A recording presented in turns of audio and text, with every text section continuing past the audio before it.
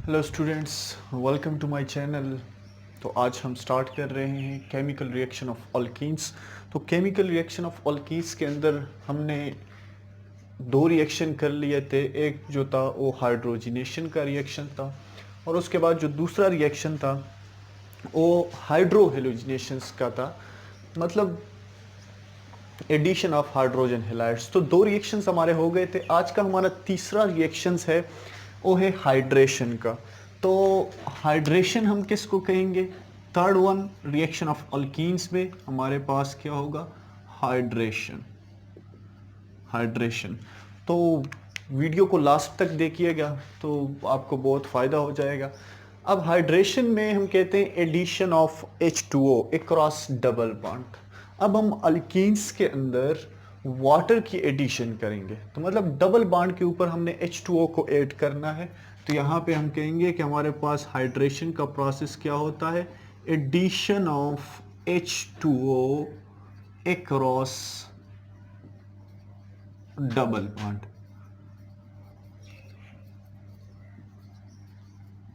Double bond हमने alkenes के अंदर H2O ऐड करना है। तो जनरली अगर हम H2O ऐड करेंगे तो हमारे पास जो प्रोडक्ट बनेगा वो अल्कोहल होगा, अल्कोहल प्रोडक्ट बनेगा। अब हाइड्रेशन जो है वो चार तरह से की जा सकती है, मतलब जो हाइड्रेशन का रिएक्शन है अल्कीन्स का, ये हम चार तरीके से कर सकते हैं। पहला हमारे पास क्या होगा? यहाँ पे hydration hydration of alkenes. Hydration of alkenes कितने तरह से हो सकता है? चार तरह से। फर्स्ट वन क्या है? Bye reacting. पहला है हमने रिएक्ट करना है अल्कीन्स को विथ कूल्ड कंसंट्रेटेड H2SO4। मतलब जो सल्फ्यूरिक एसिड है कंसंट्रेटेड H2SO4, उसके साथ हमने रिएक्ट करना है अल्कीन्स को, तो हमारे पास अल्कोहल बनेगा। सेकेंड हमारे पास है बाय डायरेक्ट हाइड्रेशन। सेकेंड हमारे पास मेथड कौन सा है? Direct hydration. डायरेक्ट हाइड्रेशन कौन सा हाइड्रेशन होगा? मतलब एसिड कैटालाइज्ड। एसिड कैटालाइज, इसमें एसिड यूज होगा एज अ कैटलिस्ट। अब तीसरे नंबर पे हमारे पास जो हाइड्रेशन आ जाती है, हाइड्रेशन का जो मेथड होगा वो बाय रिएक्टिंग। हमने रिएक्ट करना है अल्कीन्स को HgOAc2 मर्क्यूरिक एसीटेट के साथ। सेकेंड थर्ड वन हमारे पास ये होगा। और फोर्थ वन हमारे पास जो मेथड होता है उसको हम कहते हैं hydroboration oxidation. Fourth one method कौन सा होगा? Hydroboration oxidation. चार तरह से हम अल्कीन्स की हाइड्रेशन करा सकते हैं। कूल्ड कंसंट्रेटेड H2SO4 के साथ रिएक्ट करके, acid catalysed bye reacting HgOAc2 मतलब मर्क्यूरिक एसीटेट के साथ, और हाइड्रोबोरेशन ऑक्सीडेशन के साथ। हमने ये दो मेथड्स पढ़ने हैं और ये जो दो मेथड्स हैं इसको हम सिर्फ मामूली सा टच देंगे। हमने दो मेथड्स ये वाले डिटेल से पढ़ने। अब जो हमारे पास पहला मेथड्स है bye reacting with cooled concentrated H2SO4, ये पहला मेथड है, इसको हमने पढ़ना है। अब जनरली अगर हम देख लें तो जो H2SO4 है, ये H2SO4 ये डिजॉल्व नहीं होता अल्कीन्स के अंदर। Do not dissolve in alkenes. तो इसको हम जब रिएक्ट करते हैं तो बाद में इसको हम क्या कर देते हैं? सेपरेट कर देते हैं। कैसे सेपरेट करेंगे? उसी प्रोडक्ट को हमने H2SO4 के साथ दोबारा वॉश करना होता है, जिसकी वजह से जो H2SO4 है वो सेपरेट हो जाता है। अब यहाँ पे रिएक्शन हम करते हैं, तो रिएक्शन किस तरह होगा? हम कहते हैं कि जो अल्कीन्स है H3CH डबल बॉन्ड CH2, ये अल्कीन्स है। अब इसको हमने रिएक्ट करना है H2SO4 के साथ, HOSO3H, ये H2SO4 आ गया। अब एक्सपेंडेड फॉर्म के अंदर लेके है, हमें पता है कि ये जो हाइड्रोजन ये पार्शियल पॉजिटिव है, ये ऑक्सीजन पार्शियल नेगेटिव है। अब ये रिएक्शन हो रहा है H2SO4, H2SO4 का स्ट्रक्चर है वैसे जहन में रख ले, H double bond O double bond O OH OH, ये H2SO4 है। अब ये उसी तरह मार्कोनी का रूल को फॉलो करेगा। तो मार्कोनी का रूल को फॉलो करेगा मतलब अनसिमेट्रिकल एल्कीन है। अगर सिमेट्रिकल होता तो हम डायरेक्ट रिएक्शन करवाते, लेकिन ये अनसिमेट्रिकल एल्कीन्स है, तो इसलिए हमने मार्कोनी का रूल को देखना होगा। तो यहाँ पे क्या है कि ये पाई बॉन्ड जब इस हाइड्रोजन के साथ अटैक करेगा इसके ऊपर, तो ये हाइड्रोजन इस कार्बन के साथ अटैच होगा, क्योंकि इसके पास हाइड्रोजन की तादाद क्या है, ज़्यादा है। तो यहाँ से ये इस हाइड्रोजन के ऊपर अटैक करेगा, ये वाला बॉन्ड जो है ये इस साइड पे शिफ्ट होगा, हमारे पास कार्बोकेटाइन बन जाएगा। कैसे देखें, ये हो गया CH3 CH पॉजिटिव CH3। अब ये हो गया, साथ में क्या बन गया OSO3H नेगेटिव, ये हमारे पास सल्फेट बन गया, सल्फेट आयन। अब यहाँ से H चला गया, ये कार्बोकेटाइन बन गया। अब ये कार्बोकेटाइन क्या है, मतलब यहाँ पे इसके साथ ये सेकेंडरी कार्बोकेटाइन है। अब जो यहाँ पे ऑक्सीजन है ये इसके साथ यहाँ से इस इलेक्ट्रॉन डिफिशिएंट कार्बन के ऊपर अटैक करेगा।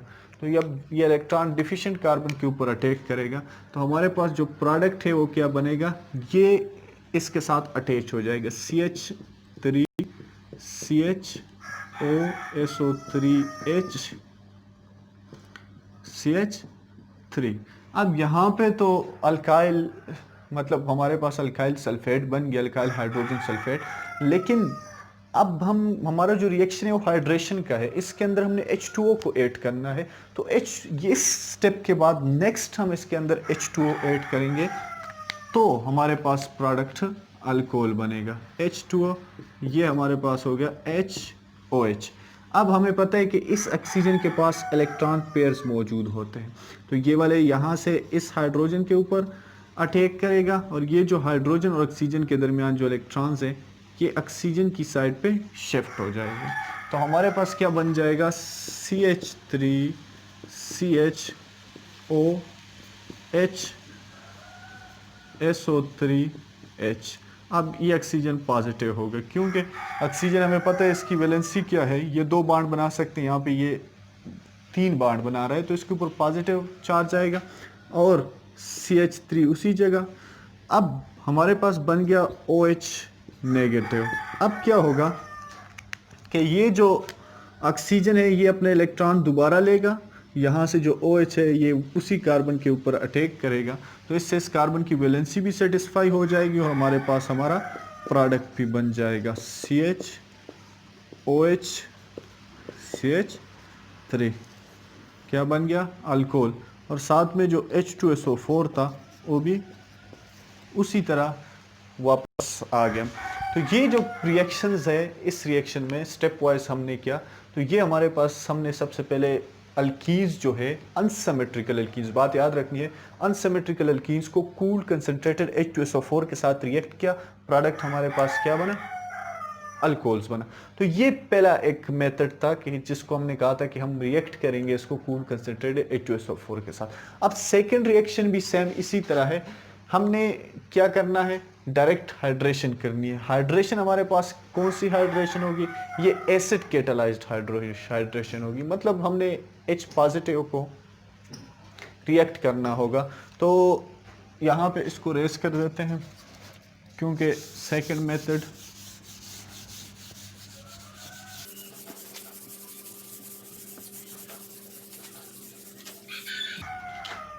अच्छा, तो सेकंड हमारे पास सेकंड मेथड कौन सा था, by direct hydration. Direct hydration, ये कौन सी हाइड्रेशन होगी, ये होगी एसिड कैटालाइज्ड। इसमें एसिड यूज होता है एज अ कैटलिस्ट, वहां पे एसिड कैटलिस्ट के तौर पे नहीं यूज हो रहा था, यहाँ पे एसिड यूज होगा एज अ कैटलिस्ट। तो एसिड कैटलिस्ट के तौर पे हमारे पास H2SO4 भी यूज हो सकता है, H3PO4 भी यूज हो सकता है। मतलब फास्फोरिक एसिड भी यूज़ हो सकता है और सल्फ्यूरिक एसिड भी यूज़ हो सकता है। तो हम H2SO4 को करते हैं कि हमारे पास सबसे पहले जो H2SO4 है इसकी डिसोसिएशन करते हैं, तो ये बनेगा H positive plus SO4 HSO4 negative. इससे हमने एक हाइड्रोजन निकाल दिया।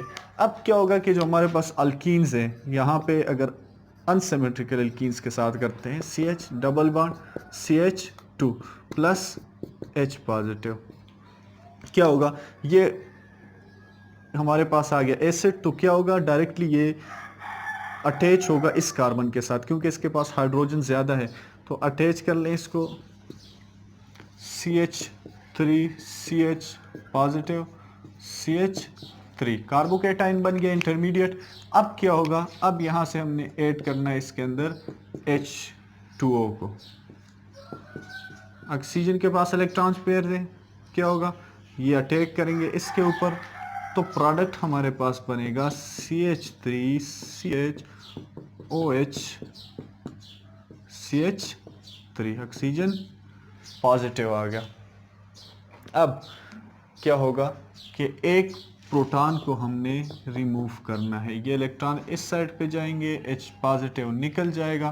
तो H पॉजिटिव जब निकलेगा तो हमारे पास प्रोडक्ट क्या बन जाएगा, अल्कोहल CH3 CHOH CH3।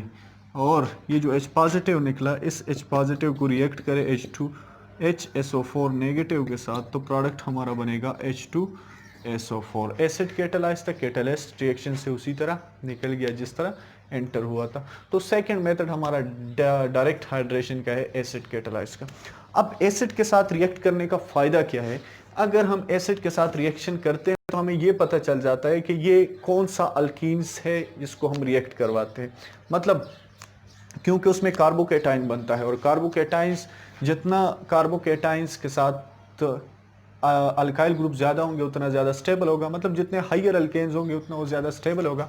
अब यहाँ पे बात करते हैं कि अगर हमारे पास इथाइलिन है, इसके अंदर जो इंटरमीडिएट बनेगा वो प्राइमरी कार्बोकेटाइन होगा। तो ये जब रिएक्शन करता है तो ये कूल्ड कंसंट्रेटेड H2SO4 के साथ रिएक्ट करता है। अब अगर हम बात करें प्रोपाइलीन की, तो ये सेकेंडरी कार्बोकेटाइन बनता है इसका इंटरमीडिएट, तो ये रिएक्ट करता है 85% H2SO4 के साथ।